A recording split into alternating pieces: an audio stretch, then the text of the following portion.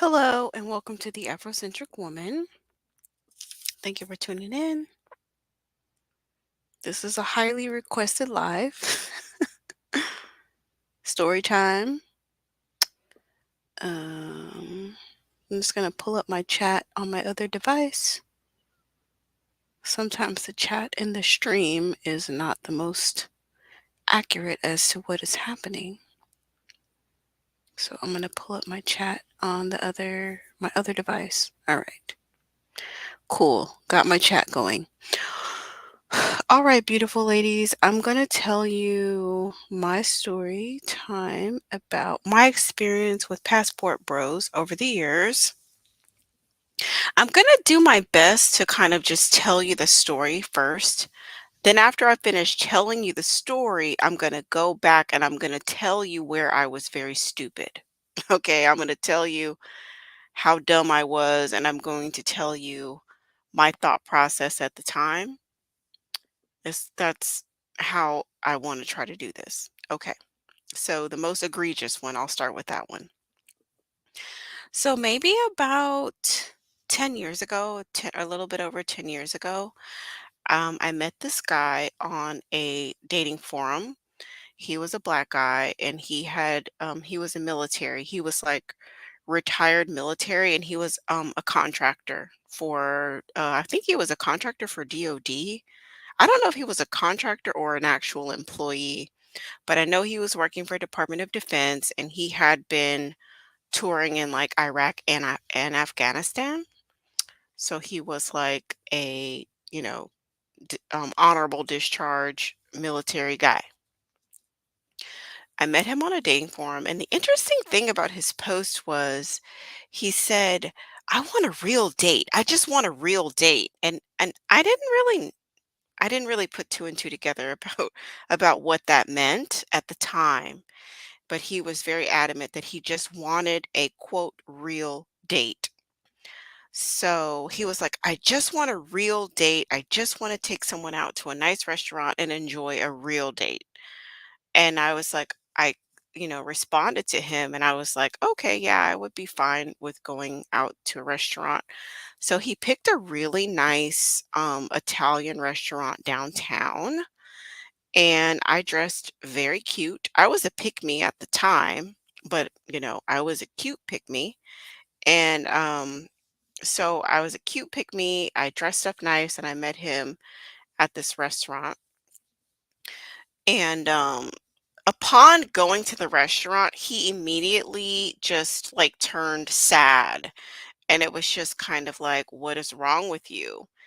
And he just started talking about Dominican Republic and how he had met this girl and she um had broken up with him or they weren't getting along or whatever the case. He just started going off into this deep depression about this girl in Dominican Republic. Now, by this time that he's telling me all of this, I've been to the Dominican Republic multiple times, have friends there, and so I really kind of get the ecosystem in DR. I really do get it on a lot of different levels. So I kind of knew like sort of some of the things that he was lamenting about with this girl from Dominican Republic. And keep in mind, y'all, this is over 10 years ago. This is probably like 11 years ago. So the passport bro thing is nothing new. Okay. All right. Right. So I sit there and I stay through the date. And it was mostly just him complaining that he doesn't have this woman that he wants in Dominican Republic. Keep in mind, I don't leave, I don't walk out, I don't get up and I don't leave. I just stay through the date, trying to be empathetic, trying to be understanding, being stupid. And just, stay through the entire date. Anyway, he walks me to my car and as I'm, giving him a hug to like say bye, thanks for dinner, see you later, he was totally inappropriate with me and like grabbed me very inappropriately. And it was very just gross and just like I didn't like it at all. Me being stupid, I kept talking to him. I kept talking to him. So maybe about I don't know. I really don't know the timeline because this is a long this was a long time ago. But I ended up going out with him again, and he lived really, really far from me. I remember that I like had to take a toll road and everything to get over to his area of town. And it was a lot of gas and a lot of tolls to get over there. And I don't remember what we did, but I know he bragged a lot about his car. Oh, actually, I think our next date was actually in my area of town because I remember when he dropped me off at home because I let him pick me up. And when he dropped, actually, no, no, no, no, no. I take that back. I take that back. I'm sorry, y'all. It's coming back to me. He really wanted me to go to his house, but he lives so far and it was like so many tolls. I was like, I'm not driving over there.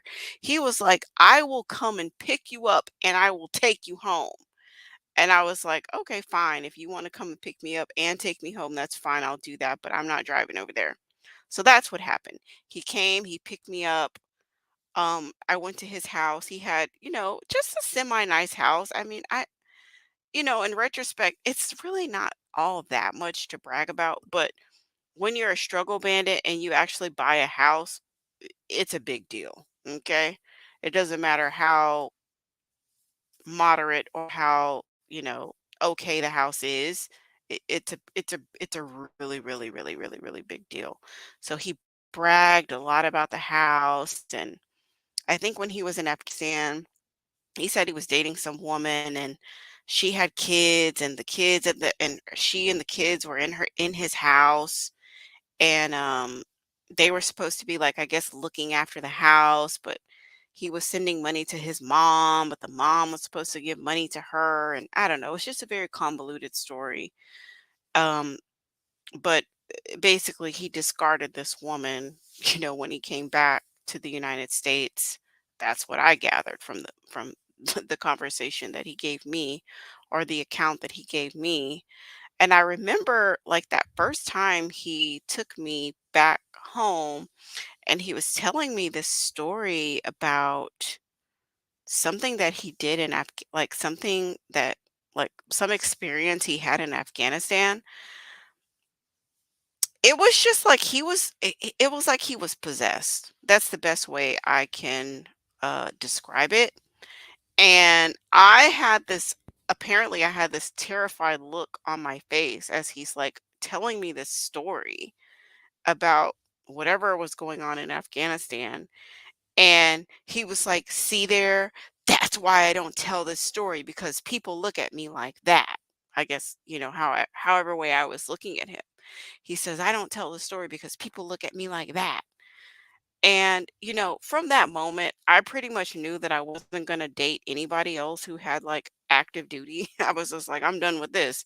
You are the last guy that I date that served and had like trauma in war, because this is not the life that I want to live. And this is just like, this is not going to work for me. Because if you're going to be like all possessed and stuff like that, then I can't do it. So let me fast forward. I remember us going on this date and he invited me out. He invited me out. And I think we went to a sushi restaurant and it was the weirdest, most bizarre experience. It was like he invited me out, but once we got into the location, he drove, mind you. I drove to his house. He drove us to the sushi restaurant. He picked it out and everything. And then once we got to the restaurant, he kind of acted like he didn't know me. It was very weird. I was very cute. And I remember, saying something along the lines of like, "What do you think of my skirt? What do you think of my—" And he was just kind of like very, very demeaning, kind of just like, "Oh, you really think you're so cute. You just look okay. I mean, maybe to somebody, but it's not really all." It was just very demeaning and degrading. And it was just very bizarre. Like, you invited me out on this date, but clearly it's just weird. And I guess let me just get through the story and I'll kind of analyze it after I tell I tell the story. But so yeah, that's how he was acting. He was acting like he didn't know me. Um, he didn't compliment me at all when I asked him about my skirt because I had this like pure silk oriental skirt. It was really cute. I may still have that skirt actually. But I just remember it being just like this pure silk skirt, and it was just really, really a very pretty fabric and stuff like that. And I remember asking him if he liked it, and he just gave me this really snide comment like, "Oh, you think you're all that, you think you're da da da da, but you're really not," and just really rude and demeaning towards me. And that was the most fucking bizarre experience. And um there was another like experience that I had with him where he was kind of like I don't know, it seems like he kind of mentally checked out or something, and he was just like I don't know.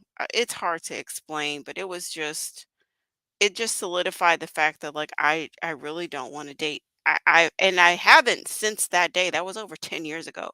I've never dated anybody that's been in active combat. Okay? Never. I just I won't do it because he just kind of blanked out and was just another person, just very possessed and stuff like that.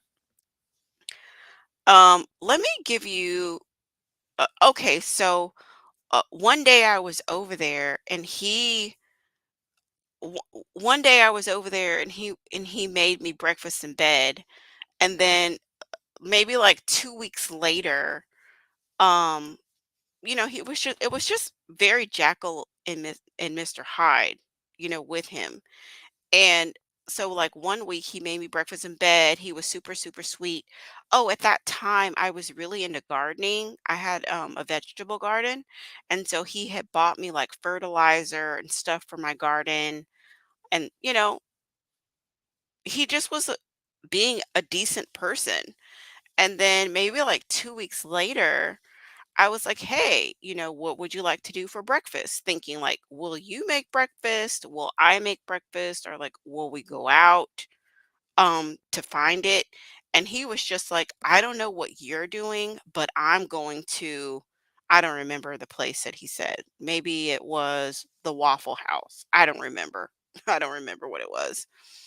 I really don't remember the restaurant that he mentioned, but he was like, "I don't know what you're doing, but I'm going to the Waffle House." And I was just kind of like, "What the fuck?" You invited me to your place last maybe 2 weeks ago, you made me breakfast in bed, so now you don't know what I'm doing? It was just so fucking crazy. I left.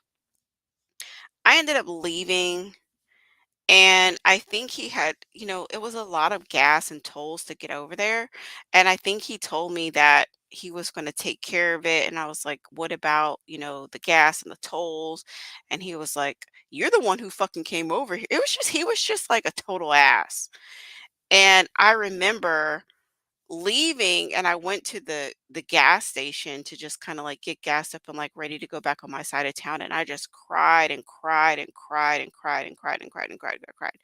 I mean, I cried so hard, it was like an ugly, snotty cry, because it was just so disorienting. All of his behavior was just so disorienting and so brutal and so mean and so cruel.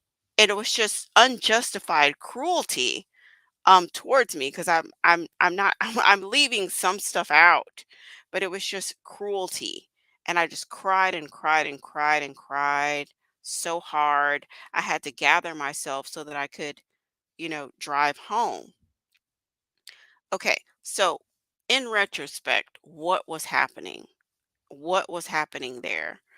What was happening was he was a passport bro that went to the Dominican Republic and got his heart broken. And because he couldn't take his anger out on the Dominican woman that broke his heart, he took everything out on me, an innocent bystander, just an innocent woman who doesn't even fucking know anything about the situation that he had.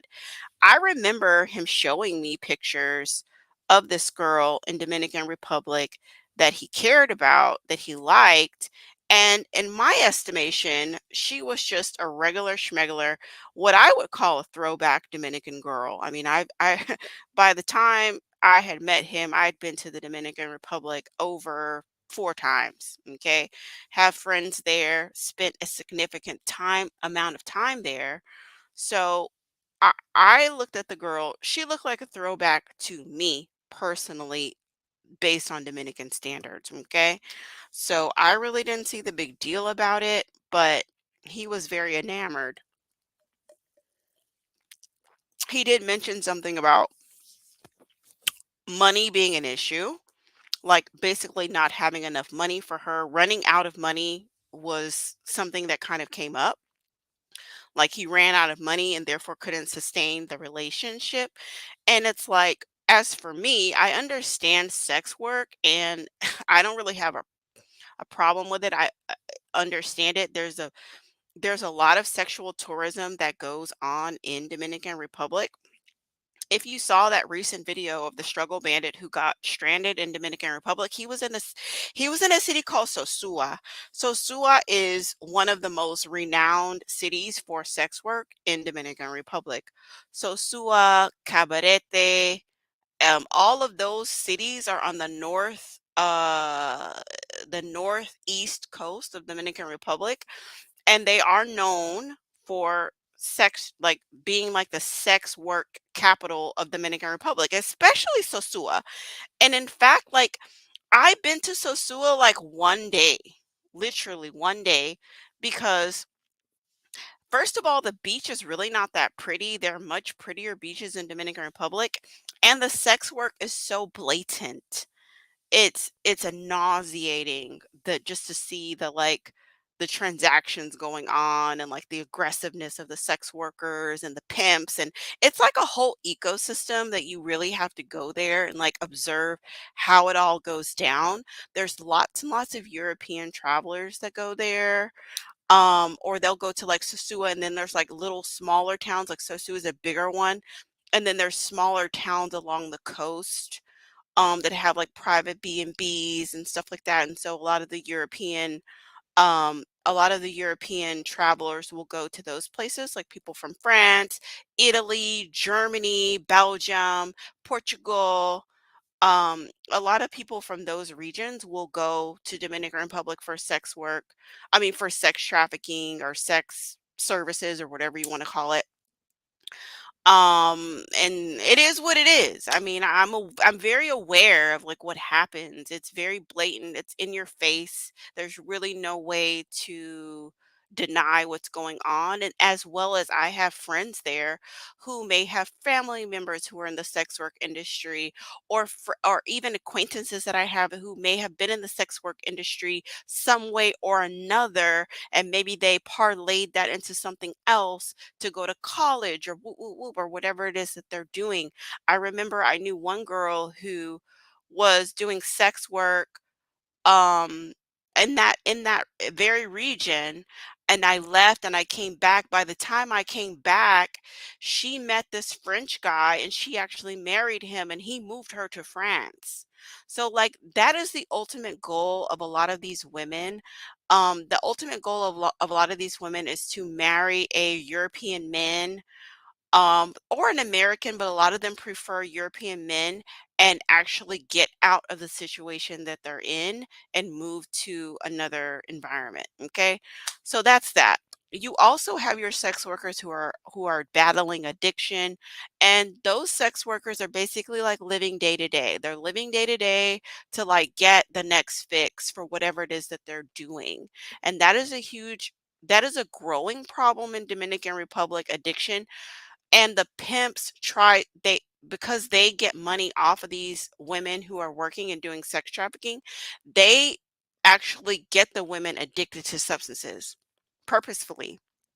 Just like what happens here in the United States, it's the same thing that happens in Dominican Republic. These pimps get these women addicted to different substances so that they will go out and they will work and they will do sex work, and then the bulk of the money is going to the pimp. I have seen the most disgusting shit in Dominican Republic. I remember when I was in Santo Domingo, there's a a beach called Boca Chica, and it's in the south of the country.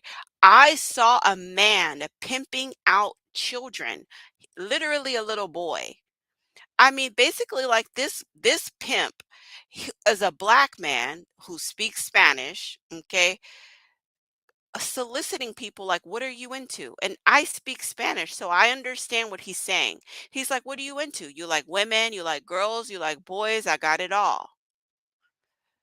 Pimping out his own people, including children. The shit is fucking crazy. Anyway, let me get back on track. I'm going off on a tangent. I'm drinking champagne. Let me let me bring it back. So this guy that I was dating had basically been in a sex work kind of relationship with this girl in Dominican Republic.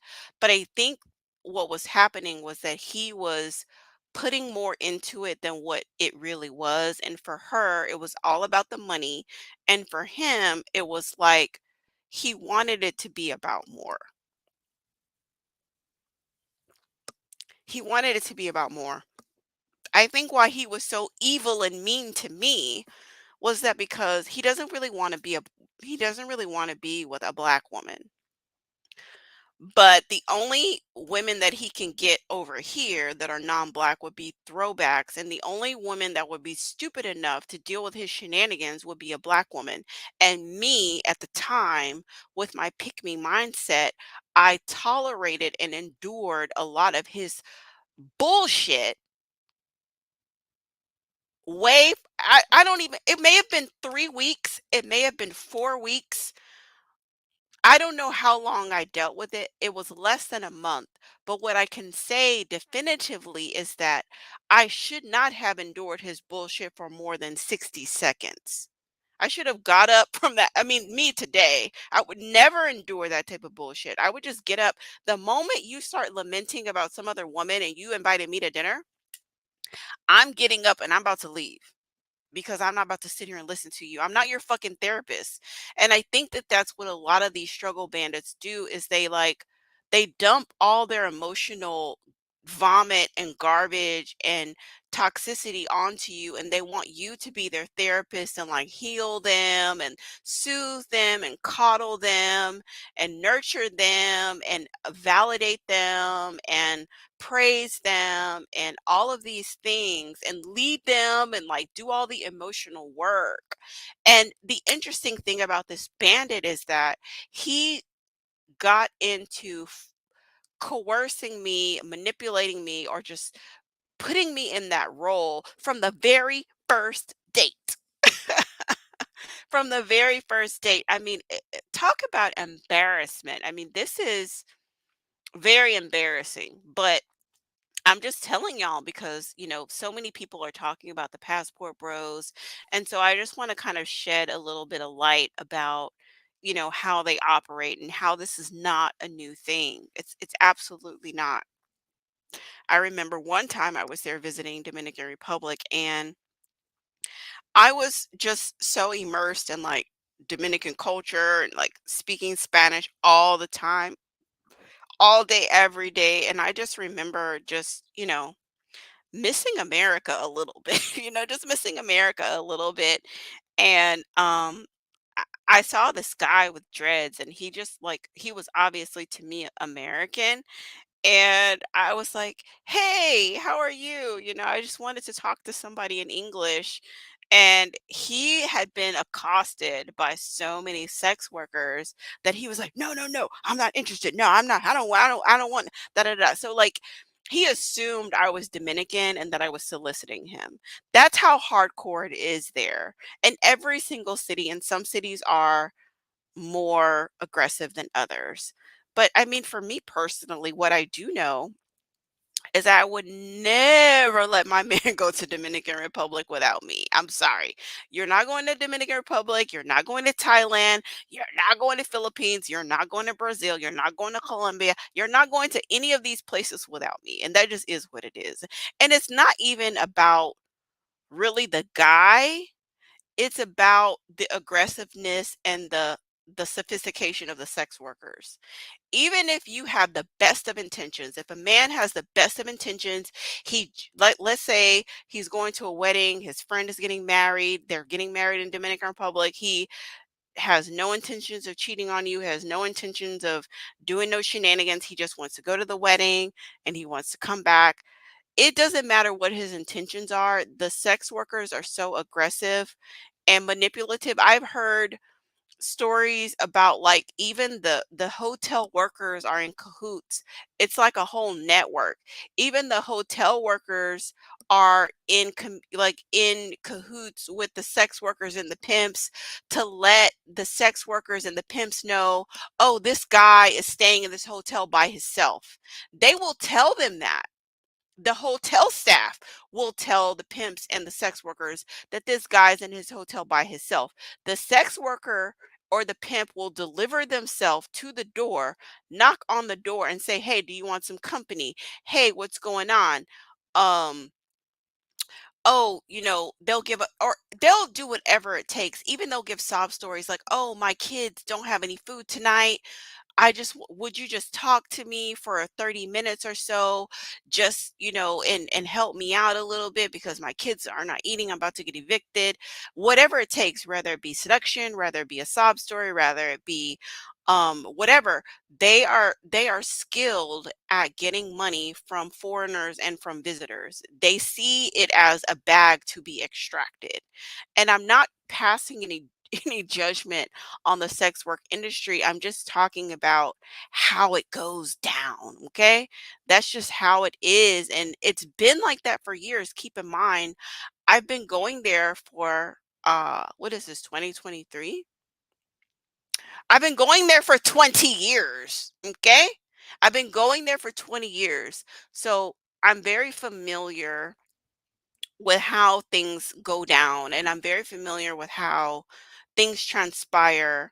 Um, and of course, black men are on the lowest totem pole. It's kind of like, if you can't get a European, if you can't get, this or that, then you go, like, that's considered slumming. Okay. If if the only thing a sex worker can get is a black man, it's considered slumming. And this is coming from their mouth, like, that I've heard myself, because they don't pay as well, and just a lot of, a host of other problems. In the United States, sex workers have divested way before the general population of black women have divested. Black sex workers divested maybe 25, 30 years ago. They've been divested. They don't deal with black clients for various reasons, for aggression, for cheapness, for being robbed, from being exploited, from being brutalized, from being poked up, from being taken off this earth. Black sex workers do not deal with black men, and it's been 25, 30 years. They've been divested. So you can criticize sex workers all you want and say they're da da da da, scum of the earth, whatever, but the truth of the matter is, black black sex workers divested a long time ago because they saw the writing on the wall, and then they're very clear that that ain't it. Okay? So, I after that day that let me backtrack to that day that I left bawling and sobbing. Um, that was it for me. That was it for me. I mean, I was a pick me, but by gosh, by golly, I had some level of self-respect. And I just wasn't willing to deal with that level of uncertainty, abuse for no reason, totally unprovoked. Can you imagine just like living your life, tra la la la? You're just this happy go lucky person, and you're just living your life, and you're just being pleasant and kind, and someone just slaps you out of nowhere. I mean, that's very disorienting. And I'm not saying that I was physically slapped, because I didn't stay long enough to see the physical come to fruition. But what I'm saying is that I was emotionally slapped out of nowhere. And it was totally unprovoked. It wasn't anything that I did. I'm just living my life being a kind, nurturing, sweet girl. And I was just like totally accosted out of nowhere. And so, what I did know, even as a pick me, is that if I can't predict your behavior, if your behavior is so erratic and so violent out of nowhere, I'm not going to see this come. I'm not going to see this develop on. I'm going to leave this situation. I remember saving his number as mommy issues, hollow inside.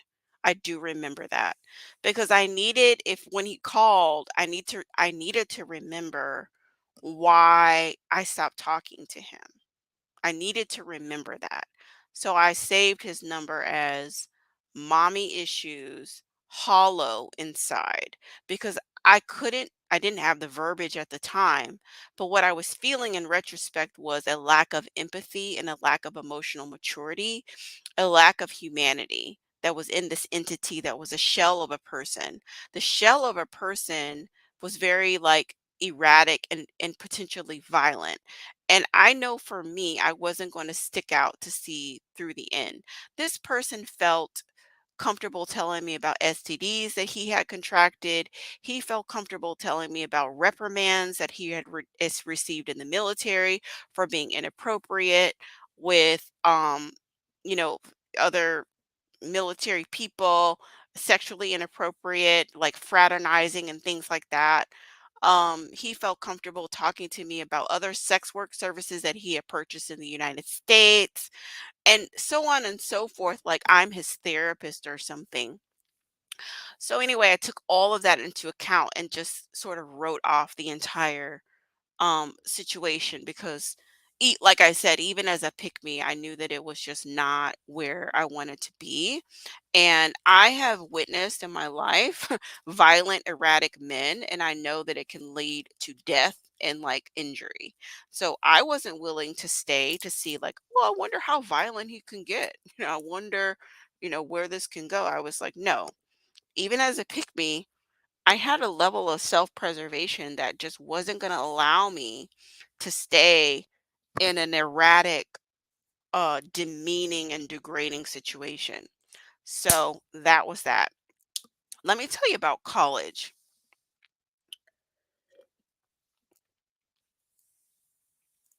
When I was in college, I was dating this guy, and I dated him like right after I dated this other guy. He was like the first love of my life.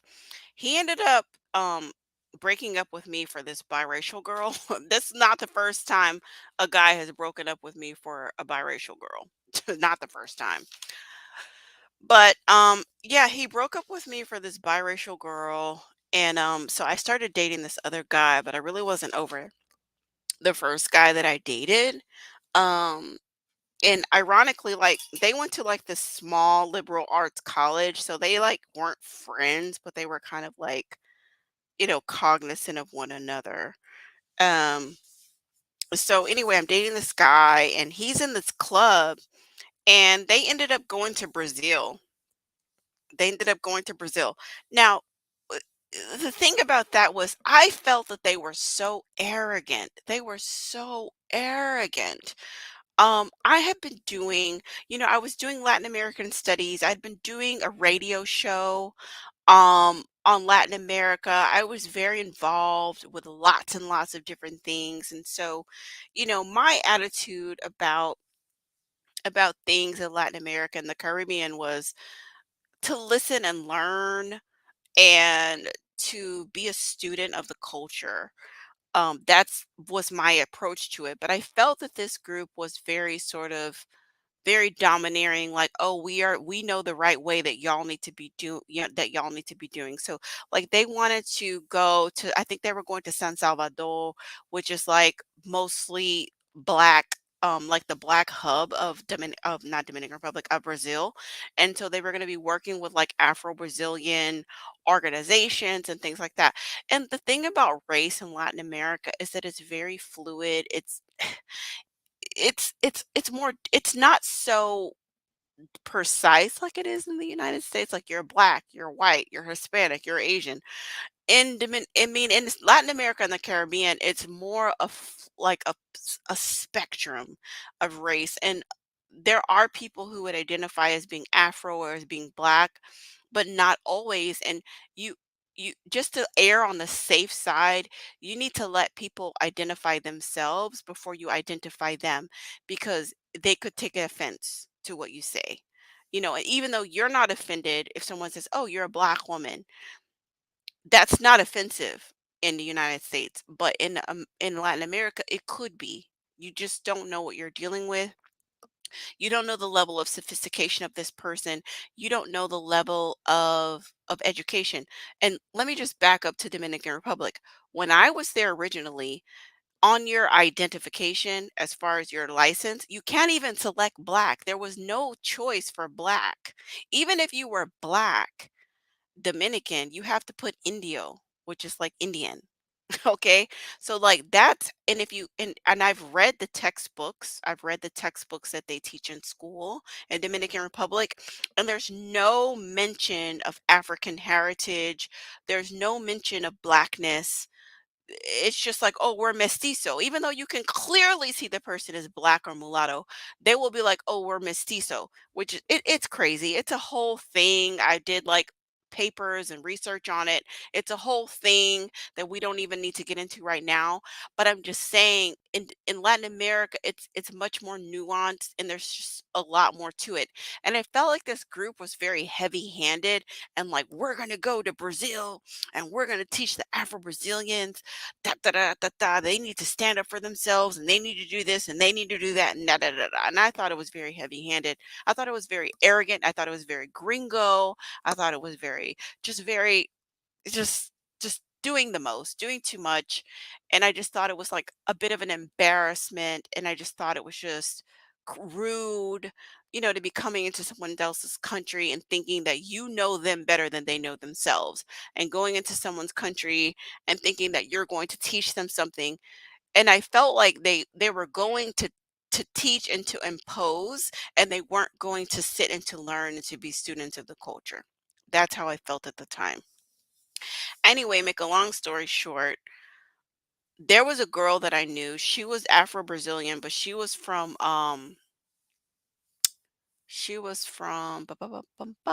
the South, not from San Salvador. She was from Minas Gerais. No, no, not Minas Gerais. The name is escaping me, but it's like a big manufacturing hub in the South. Let me see if I can Google it really fast. Uh,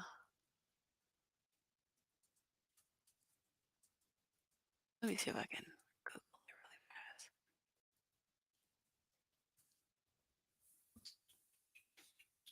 Yeah, São Paulo. That's it. Minas Gerais. I was right. Minas Gerais, which I think is a province, and São Paulo. Okay, so she was from São Paulo, and she was black. She was like more like, I mean, now she calls herself Afro-Brazilian.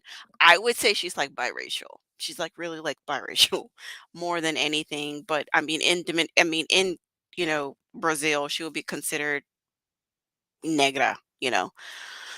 Um, but I knew her through a friend from Panama, and she worked on the radio show a little bit with me and the friend. And it turns out, it turns out later down the line, the guy that I was seeing, who was in this group that was going to Brazil, he started talking to her too. So he started dating her. Excuse me, he was dating me, and he was dating another girl that had graduated and moved off somewhere to another state. He was dating her too. And she told me when she came back from Brazil, she told me that these guys were dealing with this girl, with these women, and they were about to get robbed. Like they knew a little bit of Portuguese, but they really didn't know Portuguese very well. And so she was listening and kind of understanding what was going on, and she found out what hotel they were at. They went to the hotel. Basically they were getting stuck up. They were about to get robbed, and she was able to, because she's from Brazil, she speaks Portuguese. Whoop de whoop do da da da. She was able to kind of talk into the police and da da da to help bail these guys out, but these guys are about to get robbed. And so really that is really the passport bro experience. A lot of them get robbed And this is again over 10 years ago. This was over 10 years ago.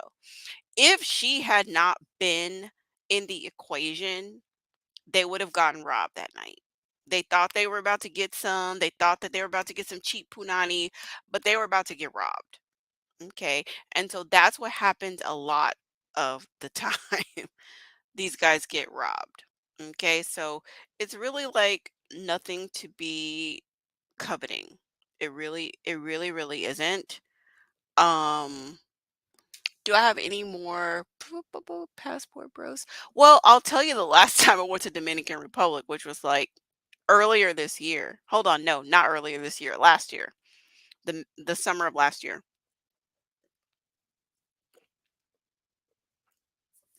I was sitting next to a passport bro who was fat.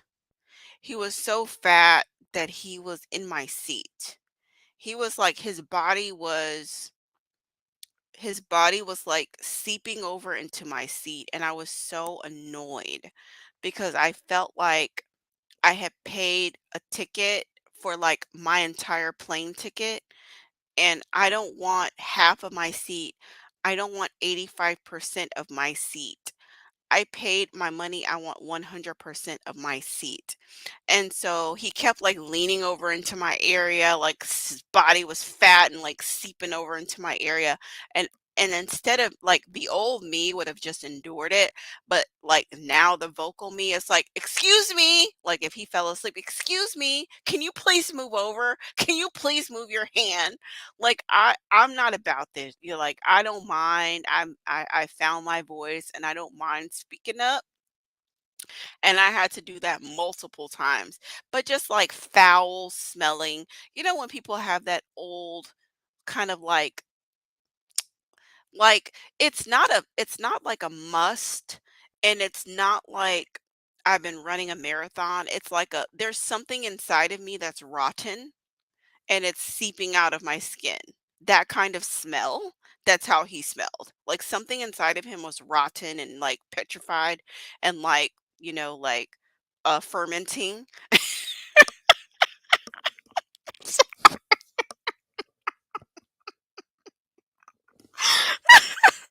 It was fermenting and it was seeping out of his skin. He smelled terrible.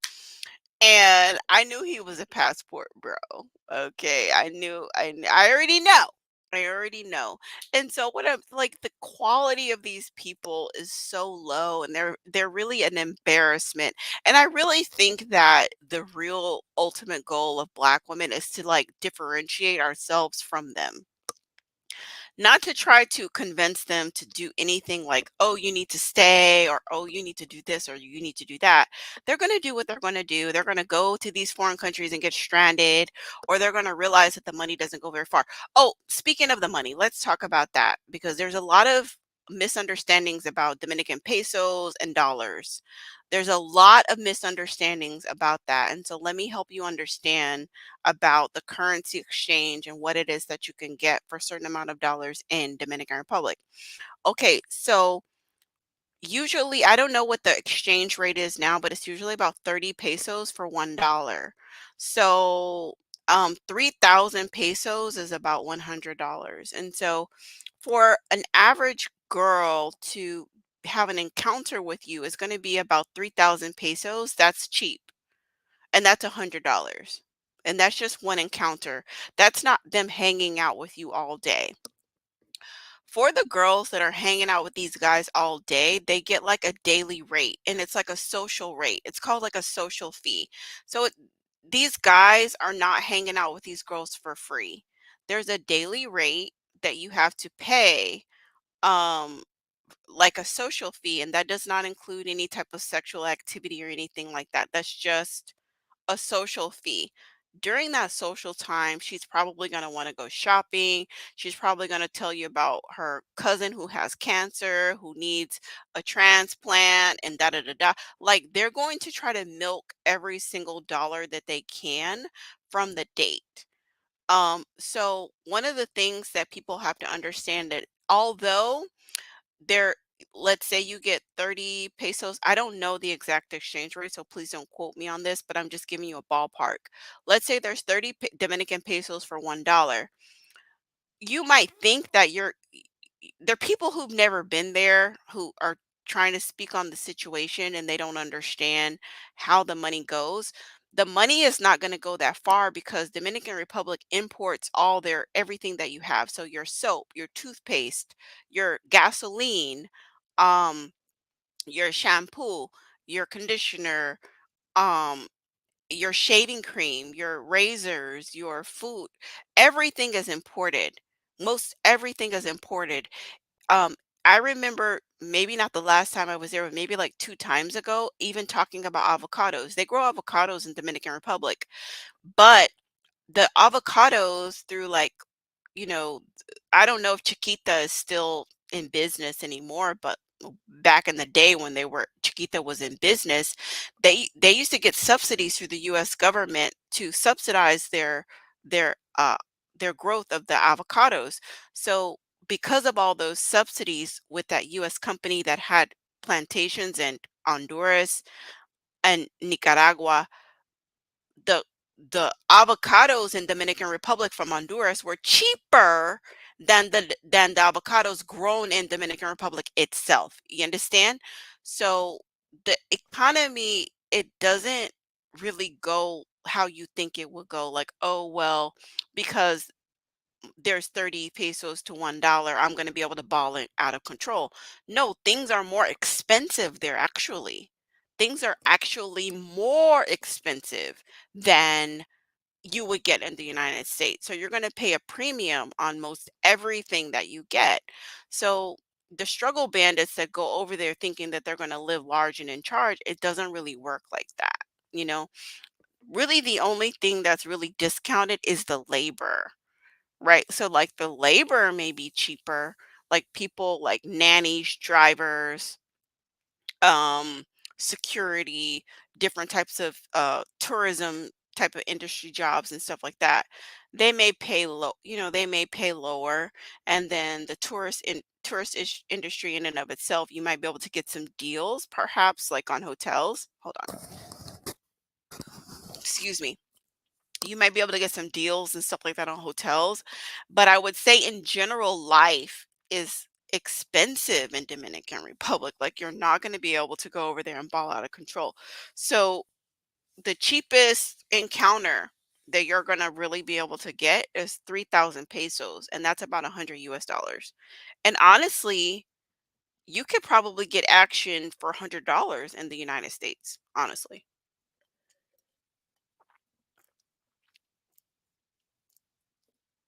They don't have to travel to Dominican Republic to pay $100 for an encounter. You can have an encounter in the United States for $100. But I think it's the illusion of it all. I think it's the oh, oh, these women are exotic, that kind of a thing. I think it's that makes people want to pay the extra to get over there and uh, pay the sex workers, basically. But yeah, it's definitely, I don't think anything that should concern Black women. I think that Black women need to strategize how to differentiate themselves away from the struggle bandits to make sure that when we travel, that people know that we are different, that we are sophisticated, that we are respectful, that we are law abiding, and that we are eloquent, and that we are not them, because unfortunately, I think that they bring our image down. And so I think that the main goal should be, how do you differentiate yourself away from them and disassociate yourself away from them so that their negative behavior does not poorly reflect on us. That's that's the big thing, to make sure that their poor behavior does not negatively reflect on us no matter where we go. That's all I really see it as, because I feel like they're going to do what it is that they're going to do. Like I said, I mean, I've been going there for 20 years, and the Europeans that go there for sex tourism, I mean, they've been doing it for years. They maybe go every holiday. Some of them go every holiday for a week or 2 or however long it is that they're there, whether they're married or not, will go to Dominican Republic and engage in sex work activities, purchase sex work services, and they are not online calling themselves the passport bros and, oh, our women are trash and we have to go to Dominican Republic to get decent women, and oh, the Belgian women are trash and we don't like Belgian women, we want Dominican women. You'll never see these Europeans doing that, even though they're engaging in purchasing sex services.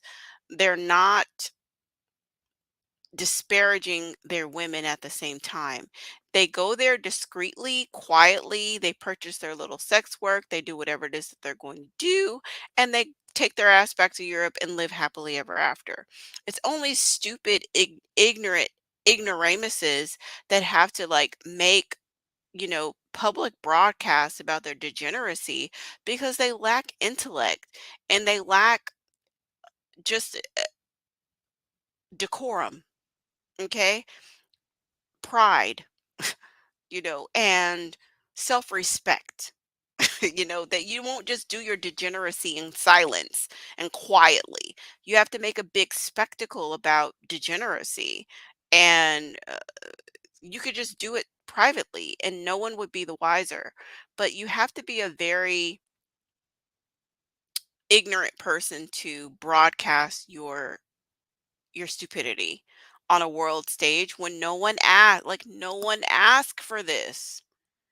Nobody, I repeat, nobody asked for this. No one cares and nobody wants to know. And it's like, nah, nanny boo boo. I don't care. Listen, I have told y'all if there's two funds that I could fund myself, there would be two. One of them would be vasectomies for all struggle bandits so that they don't reproduce. That would be the first fund that if I had $1 trillion, I would fund a vasectomy for every struggle bandit, okay, so that they don't reproduce. That's number one. And number two, I would fund a one-way ticket the fuck away from me. Okay? Go your ass over there and stay and don't come back. Please don't. Please don't. Stay your ass over there. Okay? Please. Okay. And the wonderful thing is I feel like a lot more black women are getting on board, although you do see the pick me's and the Barbaras, crying and whining, and it's just very it's that part is sad. That part is sad that women would cry and whine about discarded, undesirable males. Rubbing two pennies together to go to the Dominican Republic and live their best life for the weekend.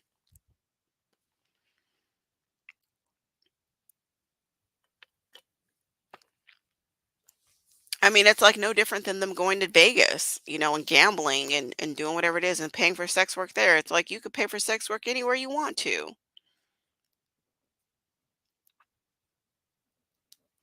I think that at one point Dominican Republic had a reputation for cheap sex work, but I think that is changing. Okay? I think that it's getting more expensive. Maybe because there's more demand. That's probably why the prices have gone up. There's more demand. So the prices of sex work in Dominican Republic have gone up. So yeah, the money that you have is not going to go as far. Maybe once upon a time it would have covered, a whole day, a whole night um of companionship, but now the money doesn't go as far. It just doesn't.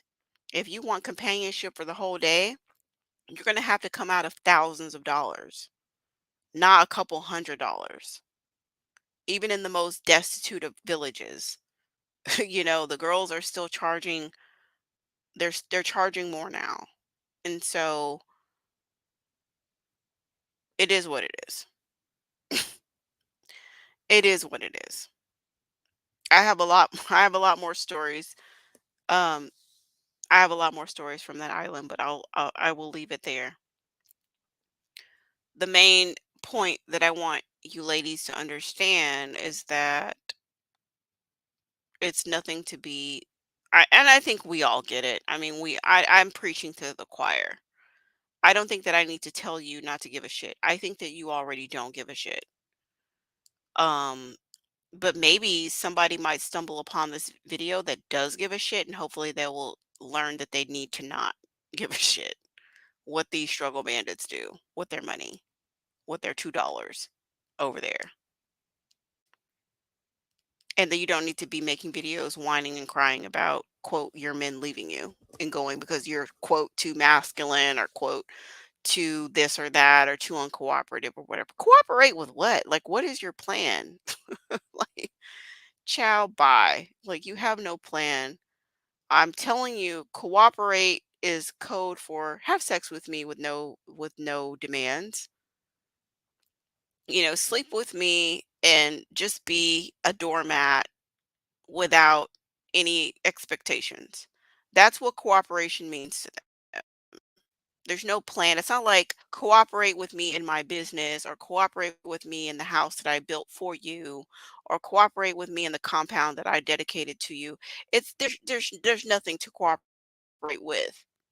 There's nothing to be submissive to besides drama and trauma. Um it translates to sleep with me whenever I want. Don't hold me accountable for anything that I do. Allow me to be a bandit. Take care of me like you're my mom. Sleep with me like you're my girlfriend. Hang out with me like you're my homeboy. And don't have any expectations of me. Allow me to be mediocre. Allow me to be trash. Don't challenge me. Make me look good in front of other people. Lie and pretend that I am really some not. That's all it means. Okay? That's really all it means. So you're not missing out on anything. It's you're not missing out on anything. And I think that we should be supportive of them leaving to go to different countries, but our demand should be that they not be round trip tickets, that they be one-way tickets. We should all get on the same page that please don't purchase a one-way ticket. Please don't, pardon me, please don't purchase a round trip ticket. Please purchase a one-way ticket and stay wherever it is that you go to these miracle women, to these magical lands. Go your ass over there and stay your ass over there. Okay. Take your degeneracy over there and leave Black women alone. Let me take a sip of my champagne on that one.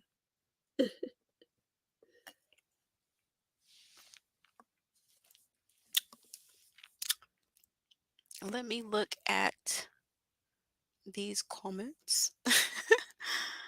Ah, okay, some people have to go and they'll catch it later. Ew.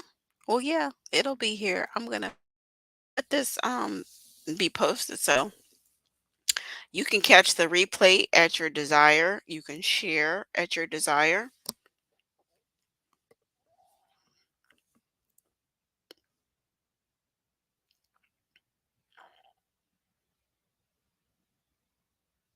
I think I'm gonna. You know what? It's allowing me to super chat myself. Let me try to do it. Shit, if you can't pump yourself up, if you can't pump your own self up, who will? Okay.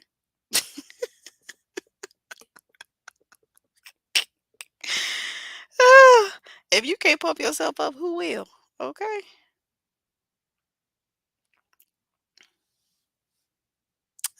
What is my password? Oops.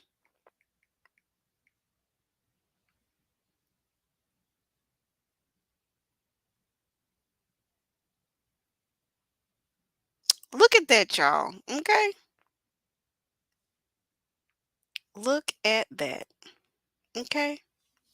I am my own first super chat. Okay. I super chatted my damn self. Okay. I super chatted myself because I believe in myself. Okay. I'm not about to sit up here and wait on y'all to super chat me. Y'all should have been super chatting me since yesterday. I'll super chat myself to show y'all how it's done and that it can be done.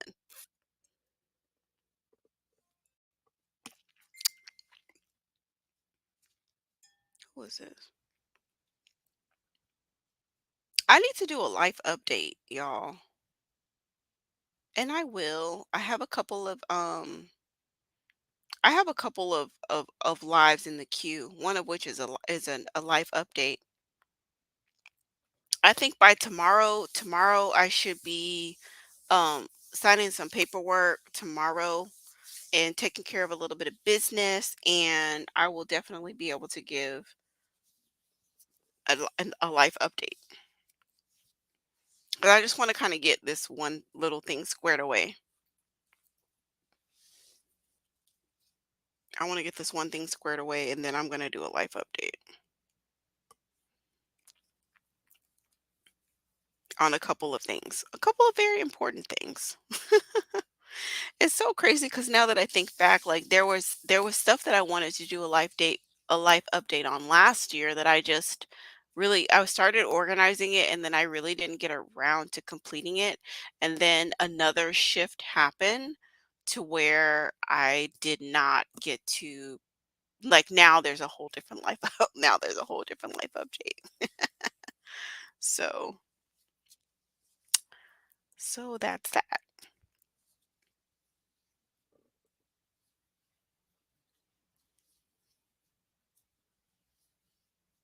Oh, well, so much mess to wade through. Well, yeah, there is, but I mean, yes, you can contact me on IG. Absolutely.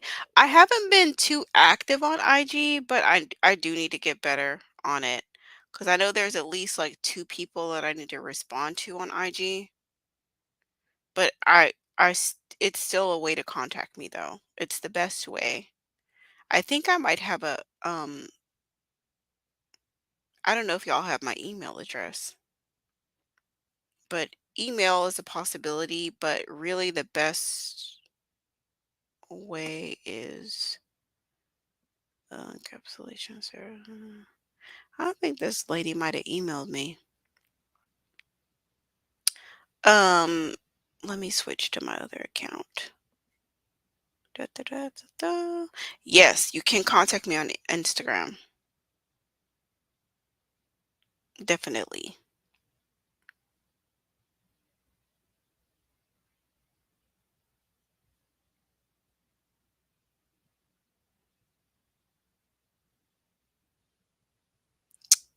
Gosh, I'm just thinking about people who were on YouTube who are not on YouTube anymore. And I always wonder about them. I'm like, where are they? How are they? Etc.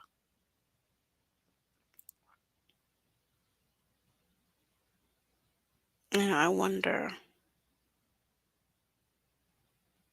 Bum bum bum.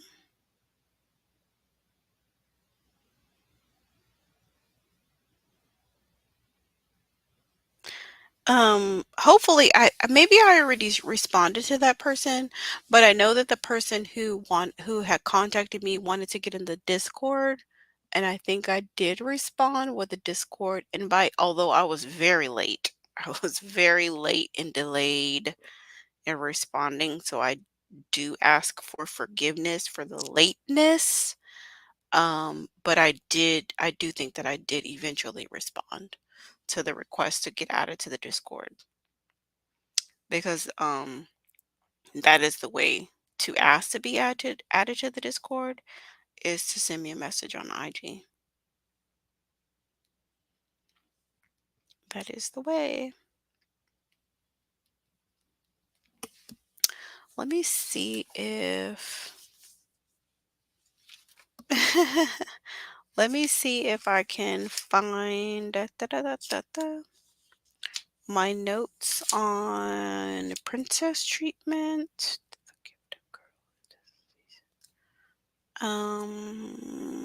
Oh yeah. I want to do a video on Sierra. I wrote a few notes about that.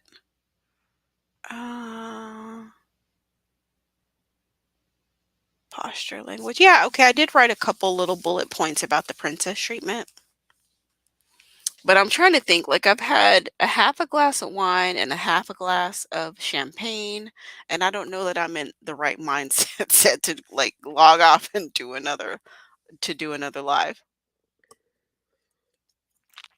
I'm an extreme lightweight these days. Extreme lightweight. But my guy, he is working today and he has a his business has like a late night endeavor, and he's supposed to be calling me when he finishes. It's probably going to be around 11 or 12.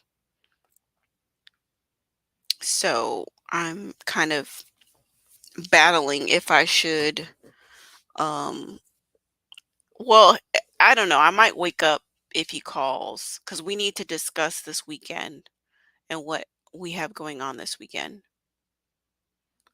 We need to kind of solidify a few things. And then real estate guy, y'all, real estate man, he is very oblivious to a lot of things. I told him I was dissatisfied with the Valentine's Day gift he gave me, and he made some remarks to me that prompted me to get off the phone with him right away.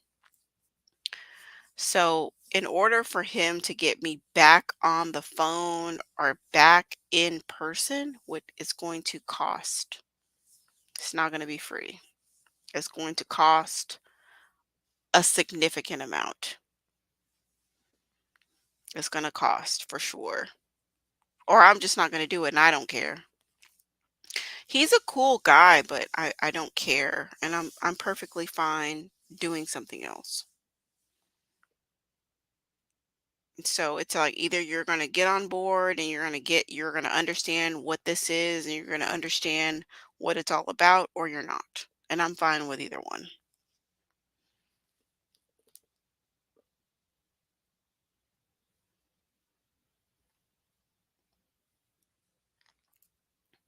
Can I disclose my most memorable shopping spree? The most memorable shopping spree that I have had was with my main guy. He took me shopping on our 3rd date.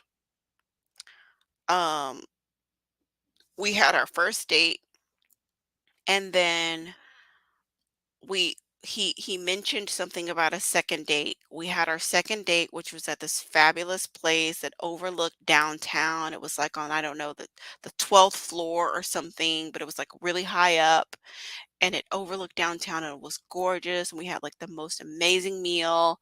And during this date, he mentioned wanting to see me the next day or like no, I think that was like a Friday and he wanted to see me on Sunday.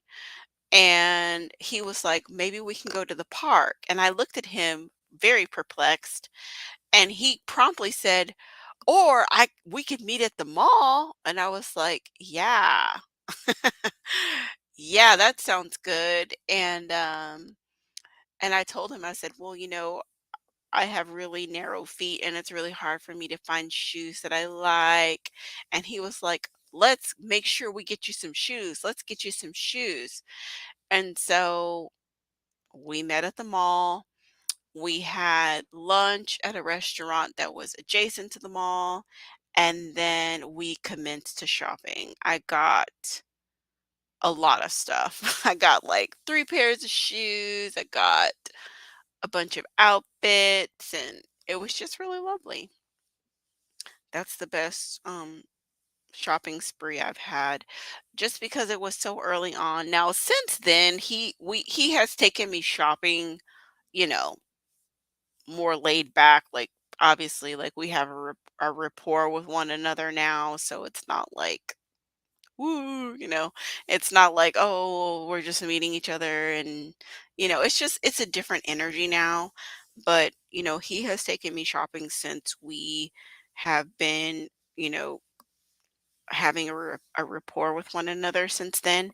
And whenever I ask for something, I just send him a screenshot of what I want and he just goes and gets that. the whatever it is that I want. He's not really very creative, honestly. He is not the most creative man on the face of this planet. He is not good at picking out things that I would want. So I have to send him the screenshots of what I want. He's go and show it to the salesperson. They will package it up for him, and then he will give it to me. And it's not a surprise what I'm getting because I already told him what I wanted. Oh, that's him calling me now.